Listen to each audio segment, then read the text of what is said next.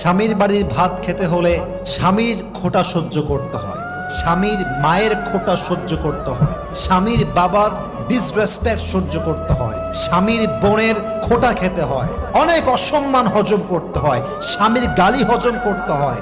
তাই মেয়েরা বলে স্বামীর বাড়ির ভাতের বড় দাম। আমি কথা বলবো, কথা সত্য, তবে একটা কথা অ্যাড করতে হবে। যদি আপনার স্বামীর বাড়ির ভাতের দাম এত বেশি মনে হয়, তবে মাথায় রাখবেন বিয়ের পরে স্বামীর বাড়ির ভাতের দাম যে পরিমাণ বেশি, আপনার নিজের বাপের ঘরের ভাতের দাম তার চেয়ে বেশি।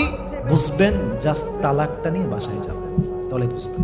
জাস্ট তালাকটা হোক, বাসায় যান, 3 মাস থাকেন, 4 মাস থাকেন, 5 মাস থাকেন, স্বামী নাই তালাক হয়ে গিয়েছে, তখন বুঝবেন স্বামীর বাড়ি ভাতের দাম বেশি নয়, এখন তো মনে হচ্ছে বাপের বাড়ি ভাতের দামই বেশি হয়ে গিয়েছে, ঠিক কিনা বল?